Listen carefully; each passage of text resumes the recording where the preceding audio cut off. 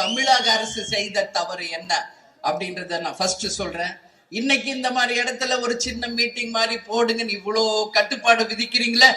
இன்னைக்கு கோர்ட்ல ஆர்டர் வருதுல, தேமுதிக மாதிரி உண்மையான கட்சி அதை நாங்க மதிக்கிறோம் இல்ல. சட்டத்தை மதிக்கின்ற ஒரே கட்சி தேசிய முற்போக்கு திராவிட. அந்த சட்டம் ஒண்ணு சொன்னா, காவல்துறை ஒரு விஷயத்த சொன்னா அதை அப்படியே இமையளவு மாறாமல் ஃபாலோ பண்ற கட்சி தேமுதிக. ஆனா தமிழக அரசு செஞ்ச முதல் தப்பு, அந்த குறுகலான பாதையில அவர்களுக்கு பேச அனுமதி கொடுத்தது யார் என்ற கேள்விய மக்கள் சார்பா நான் கேள்வி கேட்கிறேன். 100 அடி சாலையில பாதி சாலை பஸ்ஸே அவருது 60 அடி 40 அடி தான் இருக்கு. அது முதல் தவறு.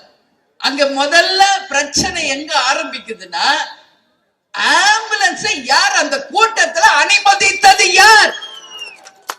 இந்த கேள்விக்கு தமிழக அரசு பதில் சொல்லி ஆகும். அந்த ஆம்புலன்ஸ் உள்ள வரும்போது மக்கள் மத்தியில இட நெருக்கடி ஆகுது, நெரிச்சல் உண்டாகுது, ஒருத்தர் மேல ஒருத்தர் விழுகிற நிலைமை உருவாகுது. அடுத்தது 3வது பிரச்சனை பார்த்தோம்னா, ஃபர்ஸ்ட் ஒரு ஆம்புலன்ஸ், அடுத்து ஒரு ஆம்புலன்ஸ் போகுது.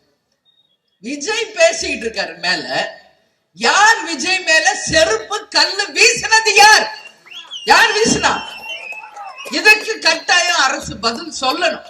இன்னைக்கு சிசிடிவி புட்டேஜ் எல்லா இடத்துலயும் சுத்துது. அந்த யார் நபர் என்பதும் இன்னைக்கு கண்டுபிடிக்கப்பட்டிருக்கு. இது வரைக்கும் கைது பண்ணாங்களா? விஜய் கைதாவாரா, புஷி ஆனந்த் கைதாவாரா, நிர்மல் குமார் கைதாவாரான்னு மட்டும் பிரஸ் பீப்புள் பெருசா பண்றீங்களே. அந்த செருப்பை வீசினது யார்? அவரை கைது பண்ணிச்ச அரசு. அது ஏன் யாரும் போட மாட்டேங்கிறீங்க? ஏன் போட மாட்டேங்கிறீங்க?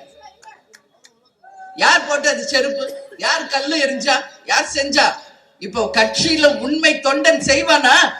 அந்த மாதிரி விஜயை விரும்பி அந்த கூட்ட விஜய் மேலக்கு போடுமா? அப்ப செய்தது யார்? லோக்கல் ரவுடிஸ் தான் இத பண்ணிருக்காங்க. இதுல மாற்று கருத்தே கிடையாது. அந்த ரவுடிகளை இயக்குகின்ற ஒரு அந்த யாரு மந்திரி, 10 ரூபாய் மந்திரி இருக்காரு ஒருத்தராங்க. புரியுதா? நான் எப்ப போனாலும் விஜய் பாட்டா பாடிட்டு போயிட்டாரு, நான் வசனமா பேசிட்டு தான் வந்திருக்கேன் இது வரைக்கும். இன்னைக்கு தமிழ்நாடுல எல்லா இடத்துக்கு தான் போனாரு. கரூருக்கு வர்றப்ப மட்டும் ஏன் பிரச்சனை? என்ன பிரச்சனை? நான் சொல்றேன், பக்கா பிளான், பக்கா ஸ்கெட்ச் போட்டு தூக்கி இருக்காங்க. இதான் உண்மை. பக்கா பிளான் தான் உண்மை. இல்லைன்னு யாரு மறைச்சாலும் உண்மை ஒரு நாள் வெளியே வரும்.